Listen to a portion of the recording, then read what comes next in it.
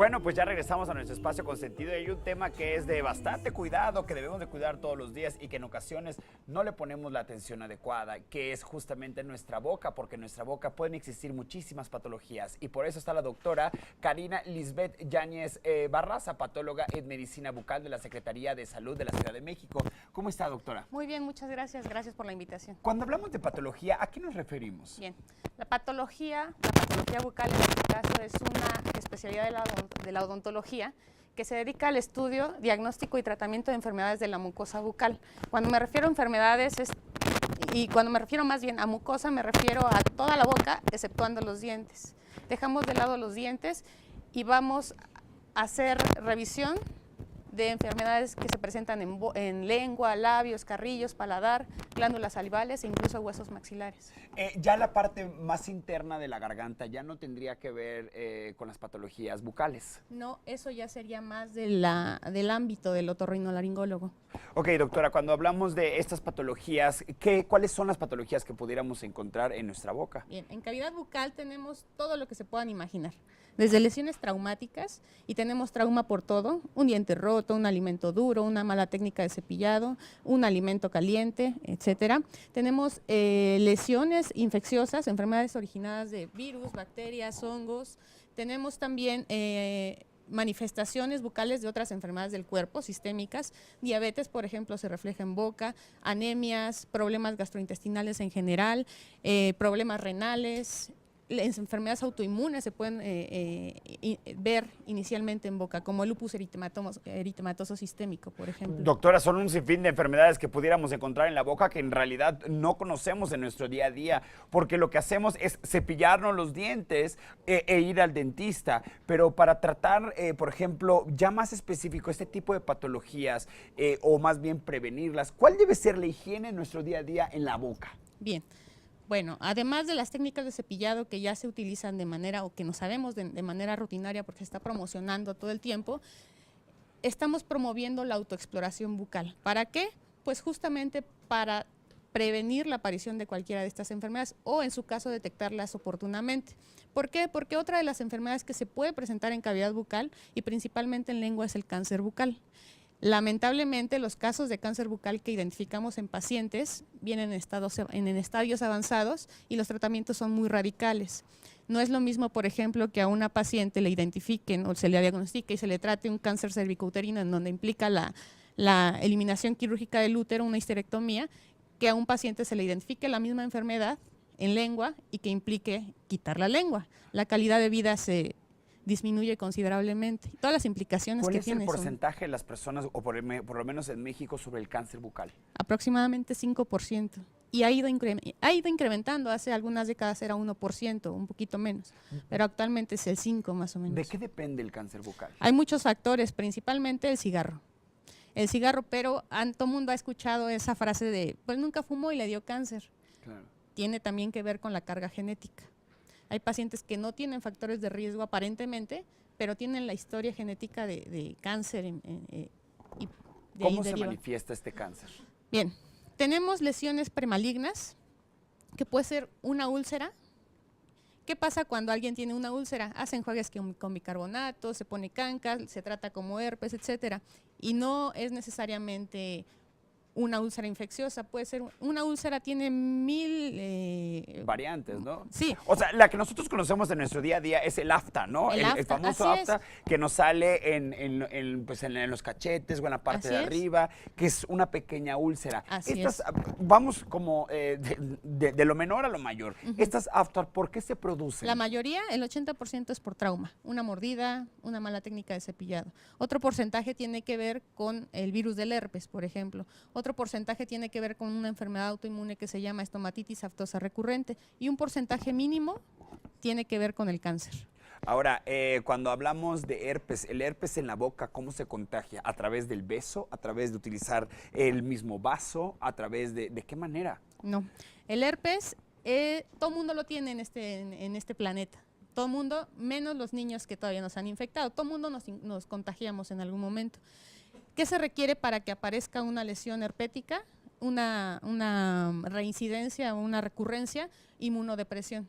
fiebre, alguna enfermedad como gripa que baja las defensas momentáneamente, y en ese momento el virus se activa y da lugar a una lesión. No es contagio Claro. directo. ¿Los fuegos labiales también son parte del herpes? Así es, los fuegos labiales son de... Ahora, entonces, ¿cómo pudiéramos identificar la diferencia entre el fuego labial o el afta con los primeros indicios de cáncer bucal? Bien. Toda úlcera, ya sea de carácter herpético o autoinmune o traumática, se debe de quitar al cabo de 15 días. Si después de 15 días, incluso sin tratamiento, si después de 15 días esa úlcera persiste, entonces hay que ir un poquito más allá, hay que acudir al especialista para justamente hacer todo ese historial clínico que nos oriente a sospechar que es una lesión maligna. Hace rato comentaste que pues una de las consecuencias graves de no tratar el cáncer o de tratarlo de una manera más avanzada es la extracción de la lengua. ¿Cómo creo que el tema del cáncer bucal no es un tema que platicamos todos los días, Así ¿no? es. Es un tema coloquial, como el cáncer de mama o el cáncer de próstata o el cáncer inclusive de piel. Pero, por ejemplo, cuando hablamos de la extracción de la lengua, ¿cómo es la calidad de vida de un paciente que no tiene lengua? ¿Cómo toma agua? ¿Cómo mastica? ¿O su vida es normal? ¿O cómo ya no siente sabores? ¿Cómo es? Imagínese.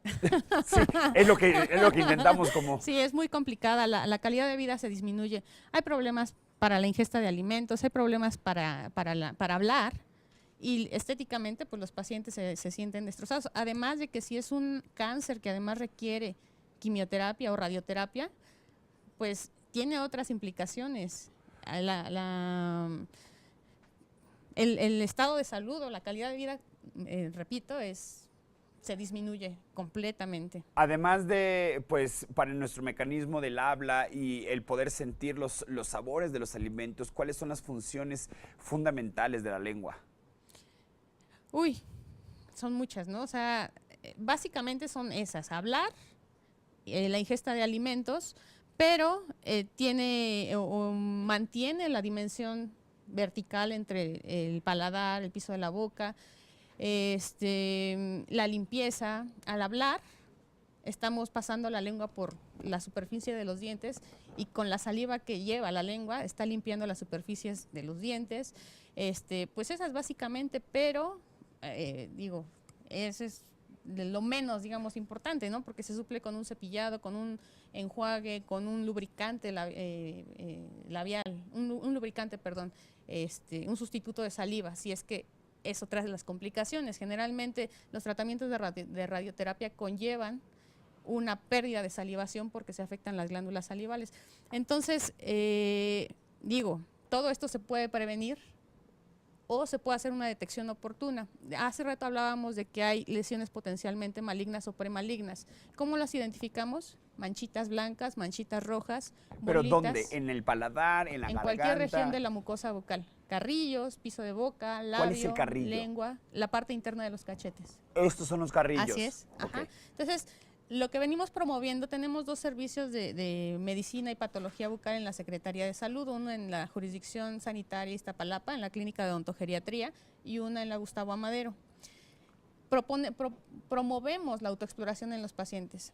Si bien la mayoría de los pacientes no se revisa la boca en busca de estas lesiones, se revisa la boca porque le duele un diente o porque le sangra la encía y ya. ¿Y cómo debe de ser esta autoexploración? Bien. Tiene que ser de afuera hacia adentro y de arriba para abajo, de manera sistematizada, para no olvidar ninguna estructura. Empezando por los labios, revisamos la parte interna de los... Ajá, así es. Nos seguimos hacia atrás con la parte interna de los cachetes. Vamos hacia arriba con el paladar duro, paladar blando. Abrimos la boca diciendo, como cuando nos exploran en el médico, así es, para revisar la orofaringe. Bajamos a la lengua. Que es en donde está la campana, es decir, el contorno de la campanita. Así es la orofaringe. Bajamos a la lengua, el dorso de la lengua, los bordes laterales de la lengua, y piso de boca y vientre de lengua. Así. Bien. Eso tiene que ser frente a un espejo con una buena iluminación. ¿Qué buscamos? Cualquier anormalidad en la mucosa. Una manchita blanca puede ser desde una lesión traumática hasta una lesión premaligna, llamada leucoplasia. Una manchita roja puede ser desde algo inflamatorio también hasta una lesión premaligna, una eritroplasia. Un lunar, y los lunares merecen especial importancia, sobre todo si están en el paladar o en la encía superior. ¿Por qué?